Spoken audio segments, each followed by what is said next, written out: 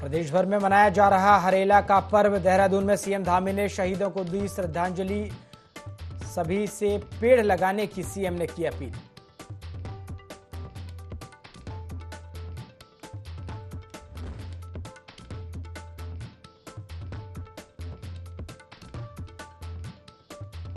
दिल्ली में केदारनाथ मंदिर के शिलान्यास का कांग्रेस ने किया विरोध। पूर्व प्रदेश अध्यक्ष गणेश गोदियाल ने सरकार पर साधा निशाना। धाम की परंपरा के साथ खिलवाड़ करने का लगाया आरोप।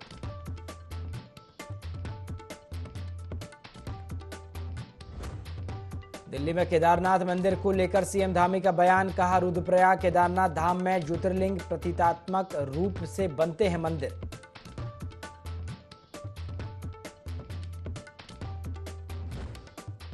जोशीमठ में मलबे में दबे मजदूर का एसडीआरएफ की टीम ने किया रेस्क्यू। घायल मजदूर को अस्पताल में कराया भर्ती। मारवाड़ी पुलिस पुल के पास चल रहा था निर्माण कार्य।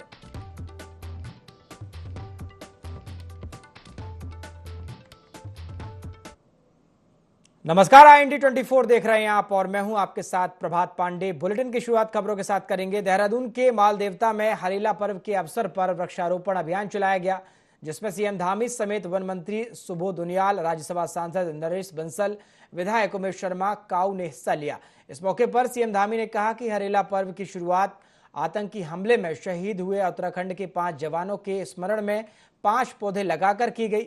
साथ ही सीएम धामी ने अल्मोड़ा में अग्निकांड में जान गंवाने वाले वन कर्मियों को भी श्रद्धांजलि अर्पित की।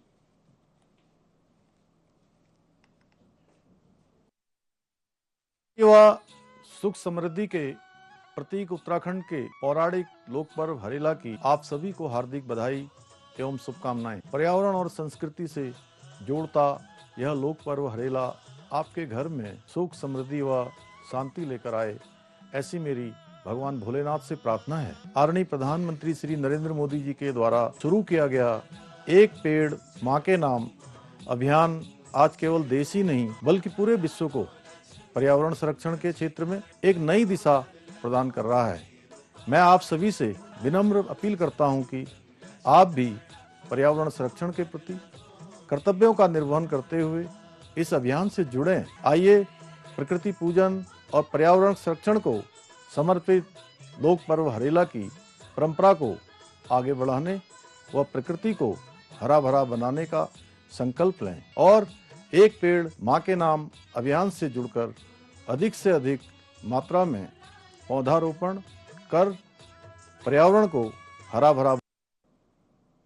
मुख्यमंत्री पुष्कर सिंह धामी ने हरियाली और समृद्धि के प्रतीक उत्तराखंड के पौराणिक लोक पर्व हरेला के अवसर पर प्रदेशवासियों को बधाई के साथ शुभकामनाएं दी। साथ ही सभी से पर्यावरण संरक्षण को समर्पित लोक पर्व हरेला की परंपरा को आगे बढ़ाने के निर्देश भी दिए।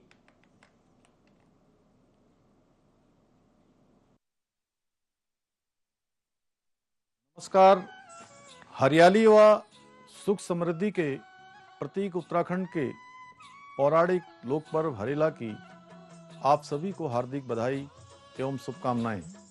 भगवान भोलेनाथ के प्रिय माह श्रावण माह में पर्यावरण और संस्कृति से जोड़ता यह लोक पर्व हरेला आपके घर में सुख समृद्धि व शांति लेकर आए, ऐसी मेरी भगवान भोलेनाथ से प्रार्थना है। विश्व पर्यावरण दिवस पर आदरणीय प्रधानमंत्री श्री नरेंद्र मोदी जी के द्वारा शुरू किया गया एक पेड़ माँ के नाम अभियान आज केवल देश ही नहीं बल्कि पूरे विश्व को पर्यावरण संरक्षण के क्षेत्र में एक नई दिशा प्रदान कर रहा है। मैं आप सभी से विनम्र अपील करता हूं कि आप भी पर्यावरण संरक्षण के प्रति कर्तव्यों का निर्वहन करते हुए इस अभियान से जुड़ें एवं मित्र परिजनों को भी जागरूकता के इस महाअभियान से जुड़ने के लिए प्रेरित करें। आइए प्रकृति पूजन और पर्यावरण संरक्षण को समर्पित लोक पर्व हरेला की परंपरा को आगे बढ़ाने व प्रकृति को हरा भरा बनाने का संकल्प लें और एक पेड़ माँ के नाम अभियान से जुड़कर अधिक से अधिक मात्रा में पौधारोपण कर पर्यावरण को हरा भरा बनाएं। धन्यवाद। मंगलौर उपचुनाव के परिणाम स्वरूप कांग्रेस प्रत्याशी काजी निजामुद्दीन ने जीत हासिल की थी। जीतने के बाद कांग्रेस समर्थकों ने मंगलवार कस्बे में जुलूस निकाला। इस दौरान कई स्थानों पर स्थानीय लोगों से बदसलूकी की गई, तो वहीं कई लोगों के घरों के दरवाजे तोड़ने का प्रयास भी किया गया, जिसके बाद इसकी शिकायत पीड़ित लोगों ने पुलिस से की। पुलिस ने तहरीर के अनुसार हुड़दंगियों को चिन्हित कर सख्त कार्रवाई करने के आदेश दिए हैं। लोगों के द्वारा जुलूस की शक्ल में एक अति उत्साह में आकर दूसरे लोगों को परेशानी खड़ी की गई है और इस संबंध में तहरीर प्राप्त हुई है, अभियोग पंजीकृत किया गया है और उनके विरुद्ध आवश्यक कार्रवाई अमल में लाई जाए। अभी वीडियो के बारे में जानकारी की जा रही है कि वीडियो के तथ्य क्या हैं और उसमें जो भी घटनाक्रम घटित होना पाया जाएगा उसके आधार पर सभी संबंधित के विरुद्ध आवश्यक कार्रवाई की जाए। कांवड़ यात्रा को लेकर लोक निर्माण विभाग के अधिकारी भी पूरी तरह से मुस्तैद दिखाई दे रहे हैं। लोक निर्माण विभाग कांवड़ पटरी और मुख्य मार्गों को लेकर बेहद गंभीर है।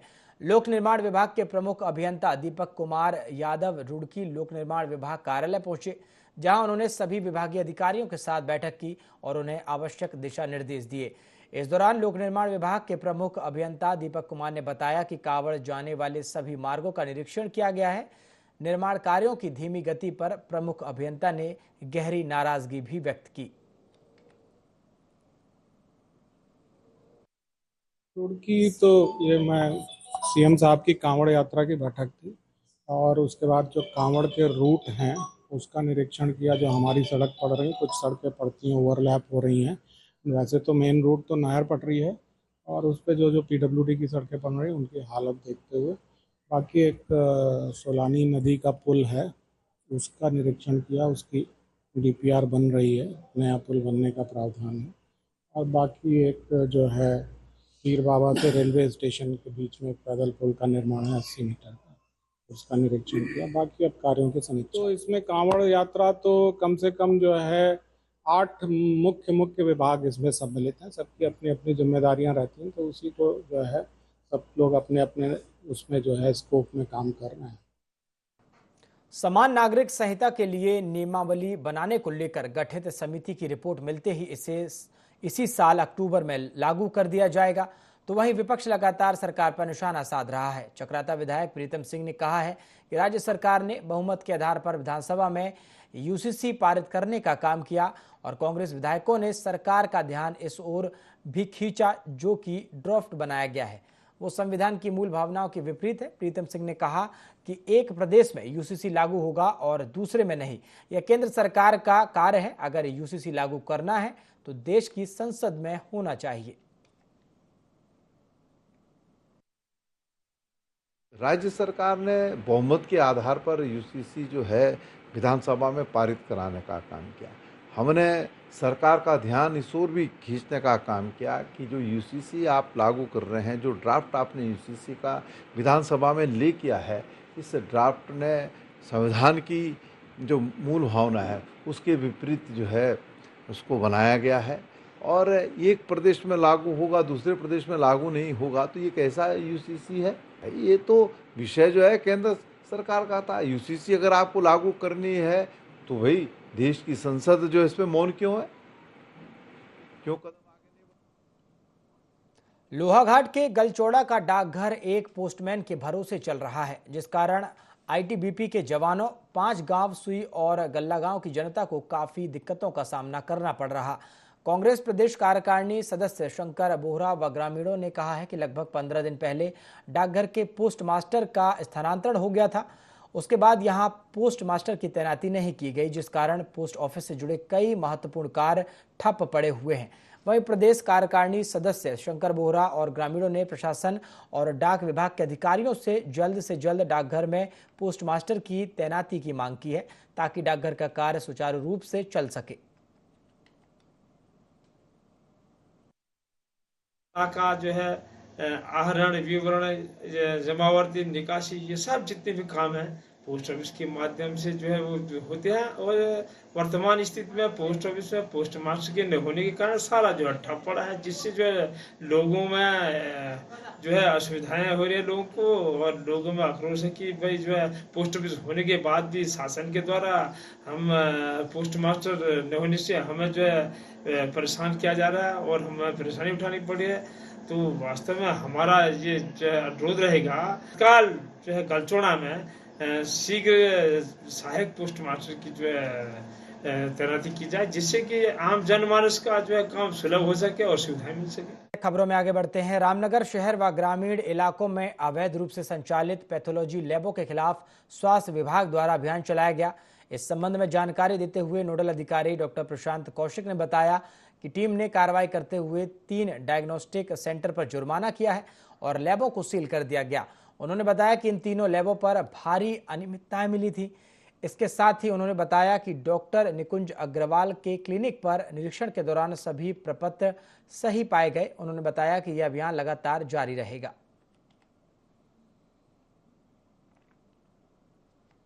लैब संचालित यहाँ पर हो रही हैं, उनके निरीक्षण किया था, जिसमें पहला निरीक्षण हमने लखनपुर कोटद्वार रोड में किया था बिंगो पैथोलॉजी लैब के उसमें, जो मैक्स लैब का कलेक्शन सेंटर चला रहे हैं। वहाँ पर उनके पास जो कलेक्शन सेंटर का MOU है उसमें वैधता परिभाषित नहीं थी कि कब तक के लिए उनको वैध किया गया है, कब तक उनको ऑथराइज़ किया गया है। पॉल्यूशन कंट्रोल बोर्ड का उनके पास नहीं था, फायर सेफ्टी वगैरह नहीं था, और उन्होंने CEA में लैब सरेंडर शो किया हुआ है, फिर भी वो संचालित कर रहे थे, जिसके क्रम में उनको लैब को बंद कर दिया गया है और 10,000 का जुर्माना लगाकर सभी प्रपत्र मुख्य चिकित्सा अधिकारी कार्यालय में प्रस्तुत करने के लिए निर्देश दिया गया है। उसके उपरांत न्यू शेख डायग्नोस्टिक शिवलालपुर में किया गया। उनके पास जो क्लिनिकल एस्टेब्लिशमेंट एक्ट में पंजीकरण हुआ था 2019 का था, 4 वर्ष पूर्व वो कालातीत हो चुका है और उनके पास किसी भी प्रकार के कोई भी प्रपत्र उपलब्ध नहीं थे, न ही BMW से रिलेटेड, ना ही PCB से, ना ही डॉक्टर के कोई डॉक्यूमेंट्स थे, ना ही LT के कोई डॉक्यूमेंट्स उपलब्ध थे। उनके ऊपर 25,000 का जुर्माना लगाकर लैब को बंद कर दिया गया है। पर्यावरण को समर्पित उत्तराखंड के लोक पर्व हरेला को लेकर आम से लेकर खास तक सभी लोगों में उत्साह देखने को मिल रहा है। उत्तराखंड की परंपरा के अनुसार हरेला से 9 दिन पहले हरियाली बोई जाती है। वहीं पर्यटन मंत्री सतपाल महाराज ने प्रदेशवासियों को लोक पर्व हरेला की शुभकामनाएं दी। साथ ही उन्होंने कहा कि उत्तराखंड में मनाए जाने वाला हरेला पर्व सावन के आने का संदेश देता है। बता दें कि हरेला पर्व के अवसर पर राज्य सरकार ने प्रदेश भर में वृहद स्तर पर वृक्षारोपण का निर्णय लिया है। वासियों को लोक पर्व हरेला की बहुत बहुत शुभकामनाएं। उत्तराखंड में मनाए जाने वाला लोक पर्व हरेला सावन के आने का संदेश है।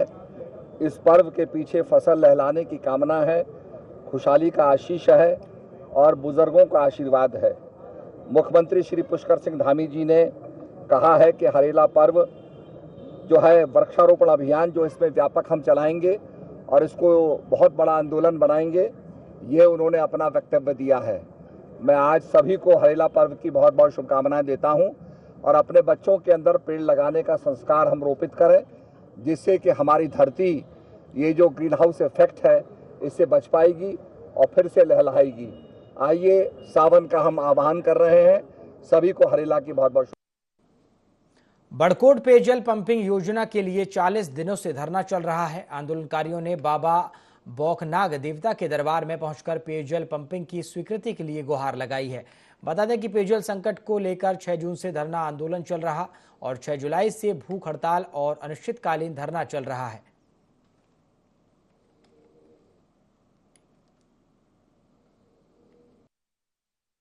पिछले 40 दिनों से यहां पंपिंग पेयजल योजना की वित्तीय स्वीकृति की मांग को लेकर के लगातार धरना प्रदर्शन और भूख हड़ताल कार्यक्रम कर रहे हैं। आज इसी क्रम में सरकार को लिखते लिखते हम रोज लिखते आ रहे हैं। आज हम अपने आराध्य देव बाबा बौखनाग के दरबार में गए और बाबा बौखनाग ने हमें आशीर्वाद दिया कि हमारी मांग पर संघर्ष व्यर्थ न जाए, जल्दी हमारी मांग पर सुनवाई होगी और हमें वित्तीय स्वीकृति प्रदान होगी। और साथ ही बाबा ने ये भी कहा है कि यदि तुम्हारी मांग स्वीकृत नहीं होती है तो तख्त पलट भी हो सकता है। ये भी हमें आशीर्वाद दिया बाबा ने। जय बाबा बौखनाग। हम 40 दिनों से यहाँ पर जो है आंदोलन कर रहे हैं और 6 जुलाई से महाराज केशवगिरी महाराज जो है यहाँ भूख हड़ताल पर बैठे थे। 6 जून से हम लोग यहाँ पर धरना स्थल पर जो है आंदोलन कर रहे हैं और केशवगिरी महाराज जी के उठने के बाद यहाँ पर हमारे बड़े भाई पूरण सिंह रावत जी हैं जो आज भूख हड़ताल में बैठे और 5वां दिन उनको हो गया है। 40 दिन आज पूरे होने जा रहे हैं।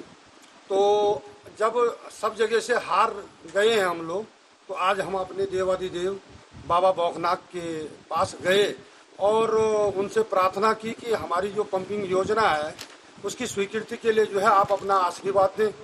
तो बाबा बौखनाथ ने जो है हमें आशीर्वाद दिया और बाबा बौखनाथ ने कहा कि पंपिंग योजना स्वीकृत होगी, अगर नहीं हुई तो मैं तख्ता पलट कर दूंगा।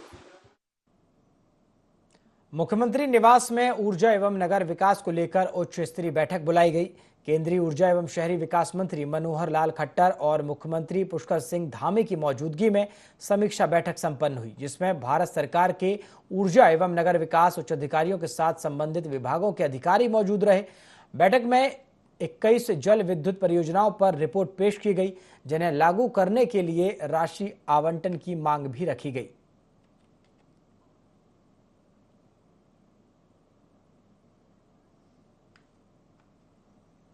देहरादून के एक निजी विश्वविद्यालय में बीजेपी की प्रदेश कार्य समिति की बैठक आयोजित हुई। बैठक में प्रदेश प्रभारी दुष्यंत गौतम, सीएम पुष्कर सिंह धामी, केंद्रीय मंत्री मनोहर लाल खट्टर, प्रदेश अध्यक्ष महेंद्र भट्ट समेत भाजपा ब्लॉक के स्तर से लेकर प्रदेश स्तर तक के पदाधिकारी शामिल हुए। इस बैठक में पार्टी ने प्रस्ताव पास कर नरेंद्र मोदी के तीसरी बार प्रधानमंत्री बनने पर बधाई दी। साथ ही सीएम ने प्रदेश में किए जा रहे विकास कार्यों की सराहना की। इस दौरान प्रदेश प्रभारी दुष्यंत गौतम ने कहा कि आगे आने वाले निकाय चुनाव को लेकर मंथन हुआ। साथ ही विपक्ष द्वारा जो झूठ फैलाया जा रहा उसको किस तरह से जनता के बीच जाकर पर्दाफाश किया जाए, इसके लिए भी कार्यकर्ताओं को निर्देशित किया गया है। आज भारतीय जनता पार्टी की राष्ट्रीय कार्यकारिणी की बैठक हो रही है, जिसको विस्तारित राष्ट्रीय कार्यकारिणी कहते हैं। और ये प्रदेश की कार्यकारिणी हमारे उत्तराखंड में नहीं हो रही है, पूरे देश में सभी प्रांतों में हो रही है। और जब कार्यकारिणी होती है तो उसमें पुरानी समीक्षा होती है और आगे चलने का प्लान बनाया जाता है। यशस्वी प्रधानमंत्री जी के तीसरी बार प्रधानमंत्री पर उनका धन्यवाद, जनता का धन्यवाद कि वो तीसरी बार प्रधानमंत्री बने हैं। ये ऐतिहासिक क्षण है। टनकपुर स्पोर्ट्स स्टेडियम के गेट पर युवक का शव लटका मिलने से आसपास सनसनी फैल गई। जानकारी के अनुसार स्थानीय लोगों ने स्टेडियम से गुजरते समय युवक का शव देखा, जिसके बाद उसे अस्पताल ले जाया गया, लेकिन डॉक्टर्स ने उसे मृत घोषित कर दिया। युवक ग्राम सभा नायक गोट का रहने वाला बताया जा रहा है, जो ITI की पढ़ाई कर रहा था। बता दें कि उप जिला चिकित्सालय में शव को पोस्टमार्टम के लिए भेजा गया है। हमारे पास बॉडी आई है यहाँ पे अस्पताल में, हमने उसको देखा, ब्रॉड डेड था, वो मृतक था, तो हमने पुलिस इन्फॉर्मेशन की। उसके बाद उसका पोस्टमार्टम किया गया है। तो प्रथम दृष्टया उसमें हेमरेजिक शॉक जो है कॉज ऑफ डेथ दिख रहा है। 108 से जहाँ तक लाया गया था, ये एग्जैक्ट बता पाना मुश्किल है, मुझे ध्यान नहीं आ रहा, शायद 108 से लाया गया। देहरादून में उत्तराखंड बीजेपी की विस्तारित प्रदेश कार्य समिति की बैठक हुई, जिसमें मुख्यमंत्री पुष्कर सिंह धामी शामिल हुए। सीएम बैठक में कार्यकर्ताओं का आभार जताया और निकाय चुनाव के लिए जोश भरा। इस दौरान सीएम धामी ने पदाधिकारी और कार्यकर्ताओं को संबोधित किया। सीएम धामी ने पार्टी सदस्यों को आगामी योजनाओं पर कार्य करने और संगठनात्मक विषयों को लेकर प्रोत्साहित किया। हमने उत्तराखंड में सबसे पहले UCC लागू करके देश के सामने एक आदर्श प्रस्तुत किया है और ये लक्ष्य रखा है कि हमारा 9 नवंबर जो हमारे राज्य स्थापना दिवस है, राज्य स्थापना दिवस से पहले हम UCC को राज्य के अंदर लागू कर दें और इसका लाभ उत्तराखंड की जनता को मिलना शुरू हो जाए। हमने उत्तराखंड में देश का सबसे कठोर नकल विरोधी कानून लागू किया। वहीं हमने धर्मांतरण रोकने के लिए कठोर धर्मांतरण का कानून बनाया और प्रदेश में पहली बार लैंड जिहाद और लव जिहाद के खिलाफ भी हमने कार्रवाई की है। वहीं भ्रष्टाचारियों के खिलाफ भी पहली बार हम कार्रवाई करने से पीछे नहीं हटे। इसके साथ ही हमने प्रदेश की हमारी मातृशक्ति महिलाएं, उनके लिए राज्य में 30% क्षैतिज आरक्षण की व्यवस्था भी राज्य की नौकरियों में सुनिश्चित की है।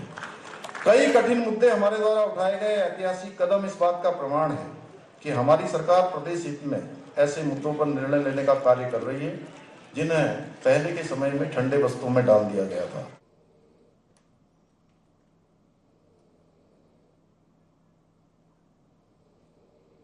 मानसून की दस्तक के बीच मौसम विभाग ने प्रदेश भर में भारी बारिश का अलर्ट जारी किया है। मौसम विभाग के मुताबिक 15 और 16 जुलाई को प्रदेश के अधिकांश हिस्सों में भारी बारिश देखने को मिल सकती है। खासकर कुमाऊं के अधिकांश जिलों में भारी बारिश का अलर्ट मौसम विभाग ने जारी किया है।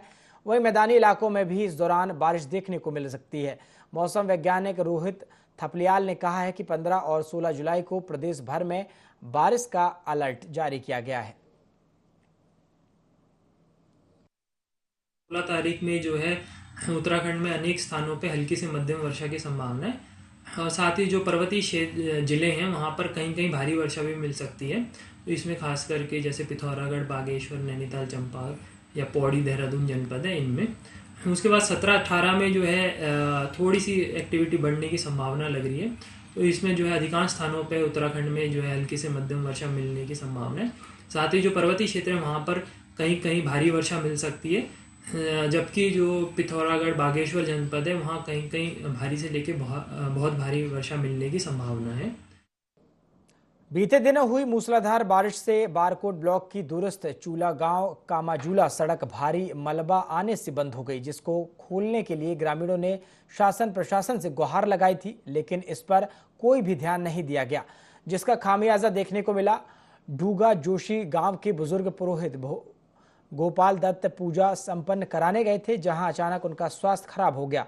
सड़क बंद होने के कारण ग्रामीण ने बीमार बुजुर्ग को डोली में बैठाकर कई घंटे पैदल चल 10 किलोमीटर की खड़ी चढ़ाई पार करके अस्पताल पहुंचाया। ग्रामीणों का कहना है कि प्रशासन और विभाग ग्रामीणों की समस्या पर संज्ञान नहीं ले रहे हैं।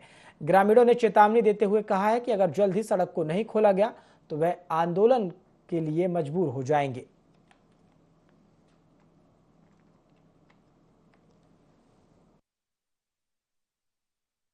चुला गांव भनार वाली रोड हमारी कोई सुनवाई नहीं हो रही। 3 तारीख से बंद है रोड, कोई सुनवाई नहीं हो रही है। प्रशासन से करे कल आज करके यह हाल है। बुजुर्गों को ऐसे ले जा रहे हैं हम डोली में, कोई तो सुनता है हमारी। गर्भवती महिलाएं बुजुर्गों की रास्ता नहीं है हमारे पास, कुछ भी नहीं है हमारे पास। यह हाल है हमारे गाँव के। बुलेटिन में फिलहाल इतना ही। देश और दुनिया की तमाम खबरों के लिए आप देखते रहिए IND24। नमस्कार।